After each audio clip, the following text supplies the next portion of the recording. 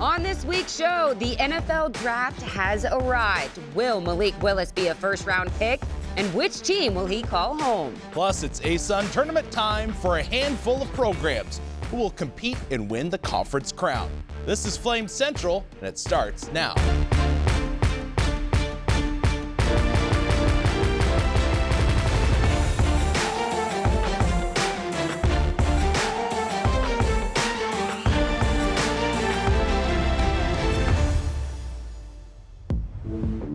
The buildup never stopped, but the wait is finally over. The NFL draft is here. Which team picked former LU quarterback Malik Willis? Welcome to Flame Central, everyone. I'm Emily Austin alongside Rhett McGibbon. And Rhett, we are going all around the athletic department in today's show. Yeah, for sure. Football, basketball, baseball, softball, golf, soccer, tennis, Everything. Name them all. It is a jam-packed show, but we're going to start with the star of the week, Malik Willis. We sure are. It's been months and months of mock drafts and discussions of, is Malik Willis a first rounder? Is he QB1? Those questions would be answered on Thursday night or not. All of the hype came and went, and I think at this point, we are all sitting here astonished that Malik did not get picked in the first round after a prolific career at Liberty and eye-popping throws at the Combine, his pro day, Senior Bowl. Willis will have to settle for being a day 2 pick in the draft.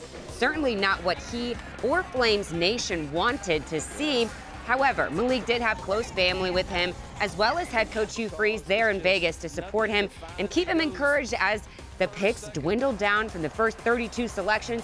But the one thing we all know is that Malik Willis is one of the most positive guys around. He stayed calm and composed throughout the first round and maintains his faith in the Lord that it's all God's plan for where he'll end up playing in the NFL. We'll have much more on Malik and where he's headed on next week's Flame Central.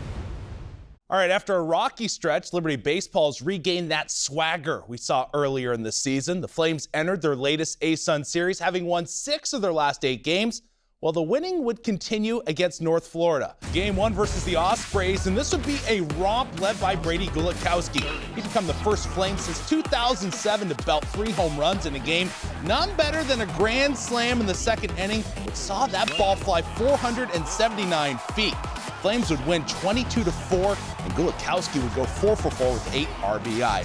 Game 2, Dylan Cummings would throw 7 strong, collecting a career-high 9 strikeouts in the contest. Liberty would use small ball to grab a hold of a 5-2 lead after 3, and then hold on for a 5-4 victory, winning the series. Now they would go for the series sweep. In Game 3, Liberty would trail in the bottom of the 8th by 1, but then Cam Foster would step to the plate with runners on and make contact for a single that would plate 2. Flames would take it by a final of 10-9, improving their record to 26-12 on the season. Now Liberty would look to take that success on the road for their next 5 games, starting at UNC.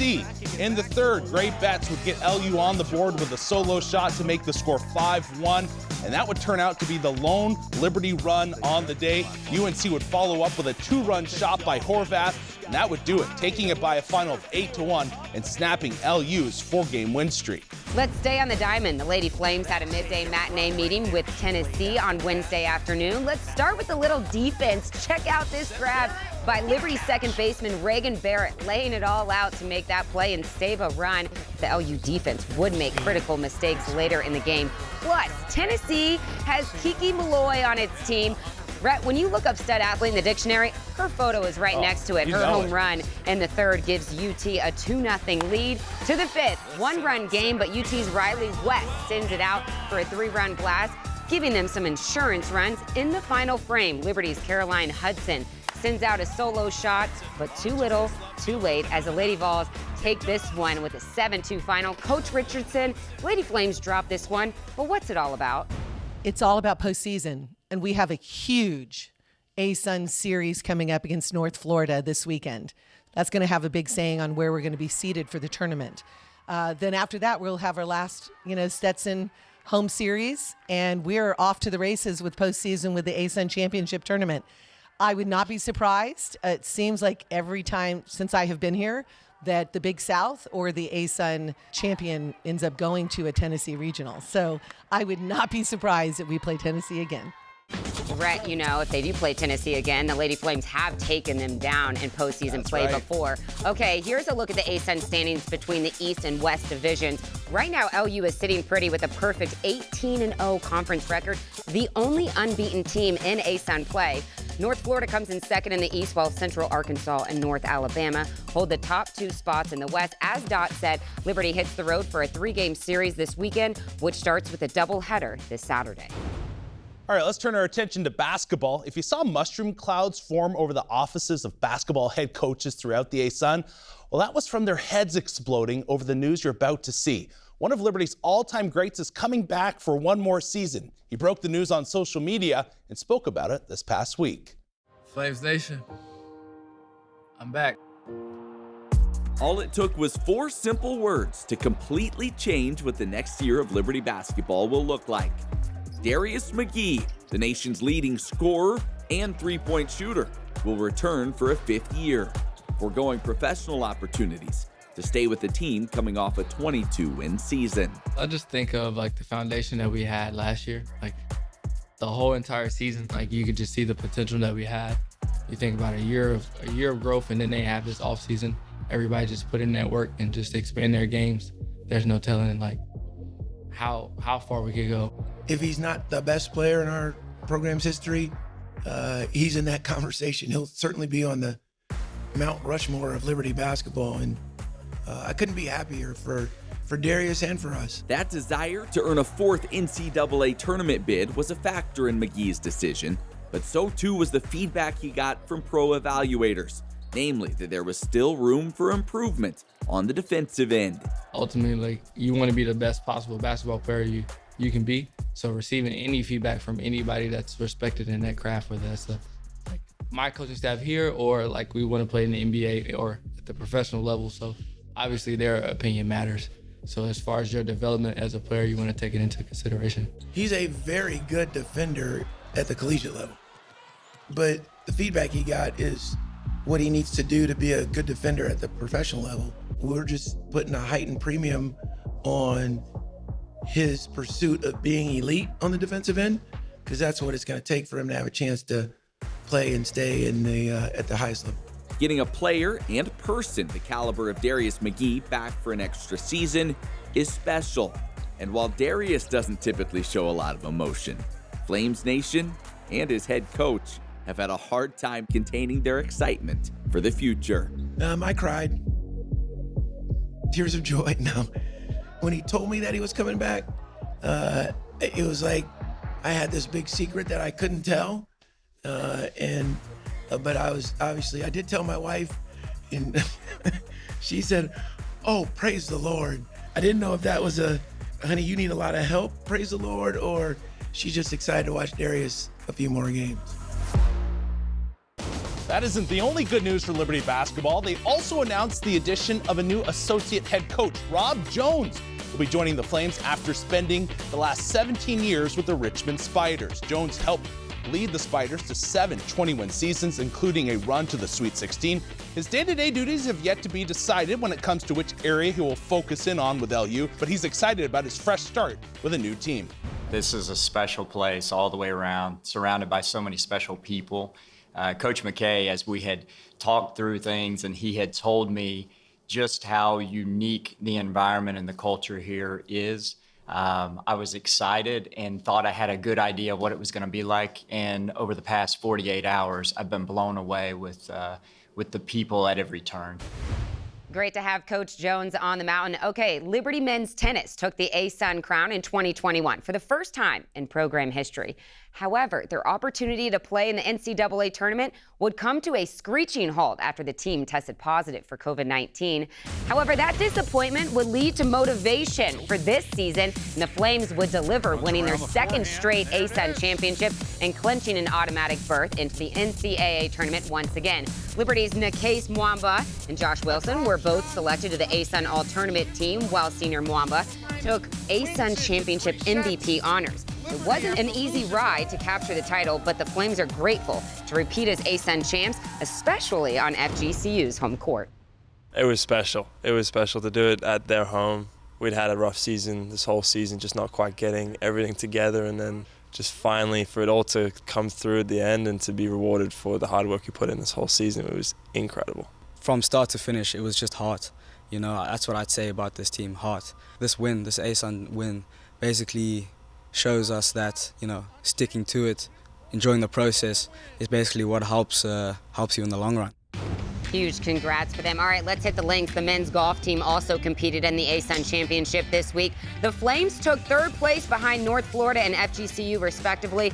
LU's Austin Duncan paced the Flames, finishing tied for second at 4 under par. Now, Liberty awaits its possible selection into the 2022 NCAA Regionals, which will be announced on Wednesday, May 4th. However, Rhett, a little birdie, no pun intended, told me that there's a really good chance the Flames get in, so let's hope so. Speaking of the course, it's time for us to make the turn, but don't go anywhere because Rhett has an all-new WEF coming up next. Plus, LU baseball alum Renard Brown shares his story with us. That's right after the break.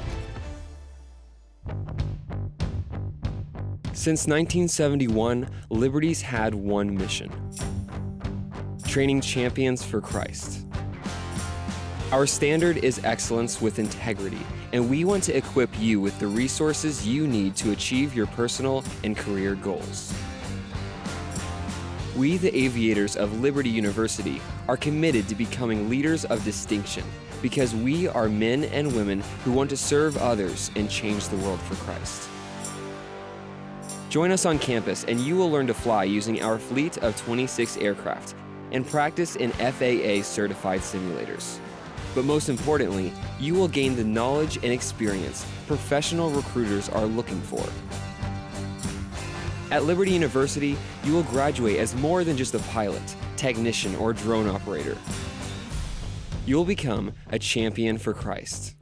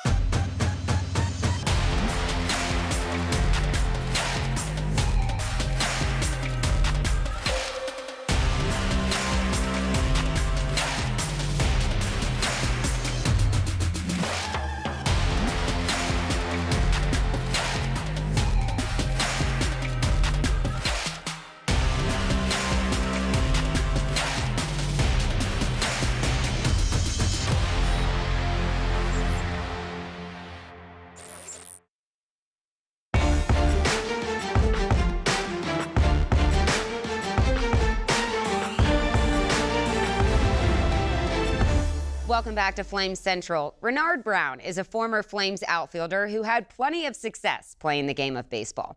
But after hanging up his jersey, he found how he could use the experience of his past to help others find a hopeful future. And it all happens on the diamond. When I was born, I lived with my biological parents at the time, and they had a problem with drugs. Okay, so when I was born, I basically came into the world addicted to narcotics. Renard Brown was a standout baseball player for Liberty University in the early 1980s. The .376 career hitter would go on to be selected in the 1982 MLB draft in the 3rd round by Seattle. where he would play his way to the AAA level. But when his baseball career was drawing to a close, it was the experiences of his past that influenced his next step. As I grew up and became older, I always wanted to be able to make a difference because, you know, drugs and everything, it's always been here. That's one of the things that kind of pushed me to law enforcement. I knew eventually I was going to get into narcotics and do that type of work. He would join the Texas Department of Safety, eventually serving as a narcotics officer. But he realized that he was dealing with people late in the process. People who were nearing the end of a long road paved with bad decisions. Sometimes you deal with people and they're on their last leg. They're suicidal, or, you know, the world's just not working for them. Things are just not happening for them. And it's just so hard when you get into that kind of job. You don't really get to help people like I really thought. It's more of a punitive kind of thing. So after a 25-year career in law enforcement, Renard would redirect his efforts toward prevention by teaching criminal justice in high school. Who handles the responsibility part? You guys. You guys handle the responsibility part. And he would also get to coach the sport he loves. Watch that glove the whole way. Don't worry about your batter. He'll get out of the way if he has to. The goal is to reach kids as a mentor now, helping them avoid the pitfalls that lay ahead. You definitely have to try to reach these kids before they get to the point of no return. And that's really important because there's so many kids that, especially they get strung out on drugs nowadays, and not only drugs, they get involved in stuff that they can't get themselves out of. If you can reach them, let's say they reach them in 9th grade or reach them in 8th grade or through sports, you know, that's a good way to try to reel them in and say, hey, look, this is the way things need to be done. And they say, well, how do you know, Coach? Well, because I've been there, done that. And much of what he tries to instill in his students can be traced back to what he learned during his time at Liberty. You really need to set yourself on some kind of solid foundation. And the best foundation, obviously, is Jesus Christ. I mean, if you get saved and Jesus is in your life, there's nothing better that you can have, because he's going to help you through the peaks and the valleys. You know, he's going to be there for you. He's going to be your strength. You know, he's going to be the person that you can lean on. Guys, take pride in the way you dress. Clean your uniform. If you got dirt on it, clean it. When I see these kids, I see myself. And when I see this school, I see the school that I was at. Kids are struggling. They don't know what they want to do with their lives. They got all these problems that come up every day. And then they're trying to decide, you know, what do I do? And they don't know the answer. Obviously, the answer is Jesus Christ. That's the answer. They don't know that. But a lot of times, they can see Jesus in you. And so that's what I try to do with these kids. I try to walk around and be a walking example of what Jesus would do. Because you know what? We're humans. We're all going to make mistakes. The job may not be easy, but every once in a while, Renard gets a call that makes it all worthwhile. I had this kid that was a real troubled kid, and he just never would listen to me. And I said, you know what? I said, there's more important things to life than sports. I said, hopefully one day you'll kind of grow up and you'll kind of see that. And, you know, I got a call from him about 6 months ago. He says, Coach, everything you told me was true. Everything you told me about life is true. I just want to apologize to you. And I almost got a tear in my eye because, you know, that's what it's all about. All right, here we go. I do it because I think I'm supposed to be here. You know, God put me here. And every day something comes up or somebody comes up and I realize I'm exactly where I'm supposed to be. Good stuff today. Good stuff. Such a great story. Thanks to our Ken Toes for producing that one. All right, let's shift gears. Warm, hot, and fuego. Rhett breaks down the top plays, players, or moments from the past week. What are we going with today? Do we have a theme, Rhett? Yeah, we do. One of my favorite meals, National Shrimp Scampi Day. Never had it. How have you not had shrimp scampi? I'm more of a coconut shrimp type of girl, but I'll give it a chance. You got shrimp? If they have a national day for it, then it has to be legit. You can do it with rice or pasta. You got a little garlic and butter in there. Oh, it's so good. All right, let's dive right in. Who is warm? Warm here. And how does it relate with shrimp? You need a little zest, right, in your shrimp scampi, and that's what Paige Bachman was bringing defensively. A couple web gems by the freshman. First off, foul territory. You're kind of in that, oh, can I get it? Yeah, she grabs it with a glove. But that's just getting warmed up. That's like the morning stretch. Right. You get out there, you're just kind of working it. You Just know, you one layer of get seasoning. the kinks out. Yeah, exactly. One layer of seasoning, if you will. Next one, though, take a look. She all-out sprawl. The grab was fantastic. She beats the ground. I was talking to Coach Fagan, and she said, hey, after her first RBI, I didn't realize how passionate she was. She came to first base, and she was like, change up! Like, she was yelling. So this young lady, calm, cool, collected on the outside. When she gets a big play going on, she gets fired up. And she says she does those plays for her pitchers, so I'm sure they appreciate Great that. stuff. Okay, from warm, we move to hot. Who is it? Kennedy Sauter, this young man, VASID, field rookie athlete of the year. What a year he did have. So much fun to watch Kennedy throughout this season. Won 3 of 5 high jump competitions. 5th best jump of the year. That's in the nation. Then remember this at the ASUN Indoor Track and Field Championship, 7 feet, 4.25 inches. Unreal. And the big thing is just a freshman. Yeah, that's huge. He is going to be, like, really, you can think about it. Realistically, we could say in the next 3 years, more than likely, he is going to medal. Like, he's going to get either first, second. I'm saying first. You know, we're just going first all in. But, yeah, he's going to have a splendid career for the Flames. What I love is the whole track team is, like, watching him jump. You know, it's just, like, the support is there. sure. Gotta love that. Yeah. Okay, we top things off with Enfuego. Okay, I want you to say this guy's name because you really belted out. Brady Gulakowski. Yes, what a performance he had against the Ospreys. 3 home runs, all right? This guy. That's like a soccer call, right? Yeah, it is. But I like it. Matt Warner needs to do that when he's hitting all these bombs. We should try to get him to do one. But man, 3 home runs, 4 for 4 in the day, 8 RBI. This one, the Grand Slam, okay? It's coming up here in just a moment. You know it was a knock when the right fielder basically gives up before it even goes over his head. The double twist in the back Oh, flip, too. I loved it too. A little swagger involved there. It was a beauty. Good to see Gulakowski just sending those bombs yard. Again, 479 feet. That's twice the distance of the softball field at dead center. I mean, look at people out there in the Flames train, like looking past I know, them. right? You're like, oh, that car? Oh, that car just got hit. Right. I don't even think I've had 8 RBI in my entire softball career. Okay, coming up, our top moment in LU history and student athletes in the community. Thanks, Rhett. Don't go anywhere. Welcome to Liberty University's online programs, where living out your calling with integrity is what you train to do. And getting ready for the future doesn't mean missing out on the now. Because a university is more than buildings and books, and an education should set you free, not fence you in. Welcome to Liberty's global campus, where distance learning was pioneered and evolved into one of the top-ranked schools in the nation. Where protecting your budget, your time, and your education isn't just a theory, it's our priority. Here, degrees in your field reflect industry demands and help get you ahead of the competition. Where college comes to you, but you can come to college too.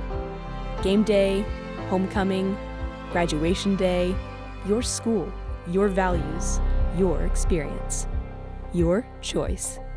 Welcome to Liberty University, where we train champions for Christ. Liberty University is more than my sponsor. It's my school, too.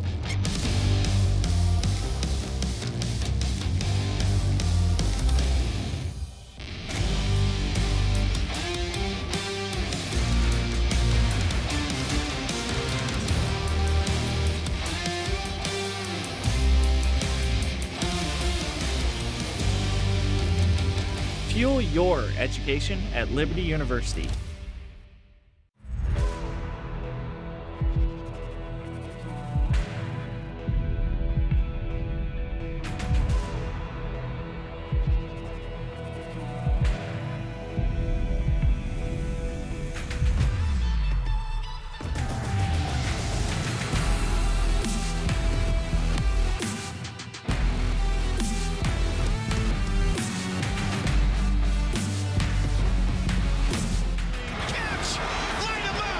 At the fence, leaping! Wow! To the 5, pylon, he's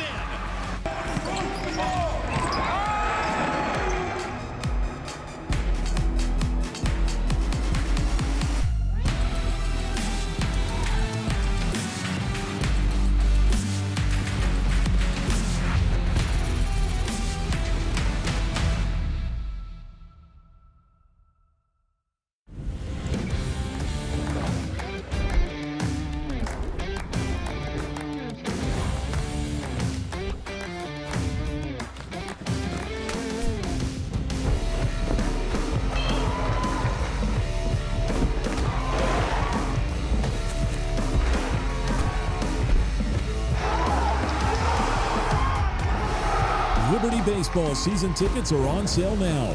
Get yours at libertyflames.com.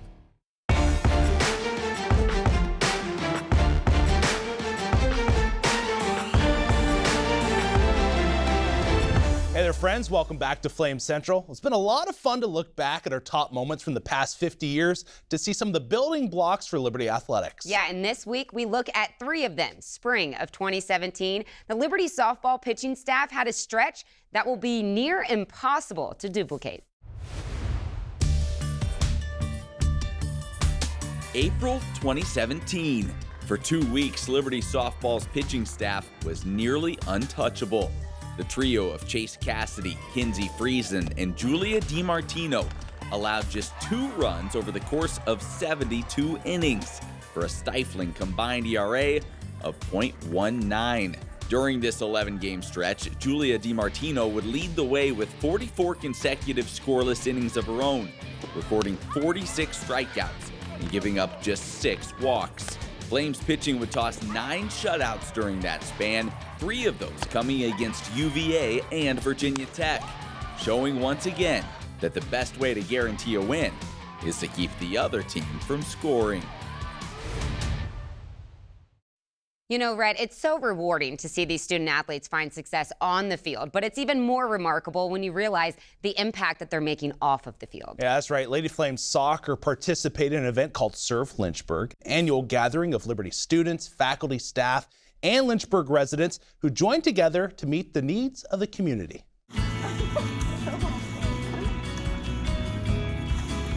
Liberty was hosting this serve day, which is basically you just sign in and you pick where you want to go serve.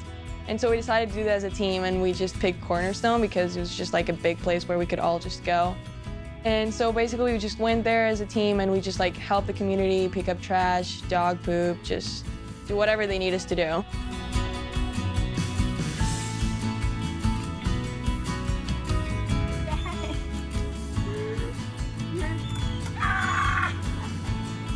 I think it opened up a lot of opportunities for us to see how much more we really can be serving, and that it's really not a hard task, and that we can take initiative to do that more. And for me personally, I think that's something I'd love to do in the future.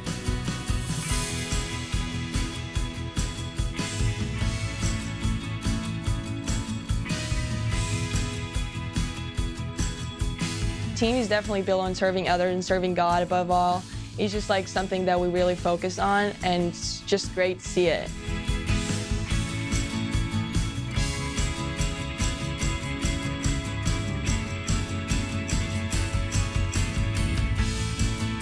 If you see an opportunity to go and help someone else, I just think you should always take that chance, because God would want you to do that too. Great to see Lady Flames Soccer serve the community, and as well, a bunch of other Flames athletes getting out there and serving Lynchburg. Good to see. All right, hey, that's all the time we have for today, but Monday, tune in, Flame Central Podcast. We're going to take a look at Malik Willis's new home. Yeah, and if there's any time that you want to look back at some of the former stories that we have here on Flame Central, head over to libertyflamecentral.com. For Rhett, I'm Emily. We'll see you next week.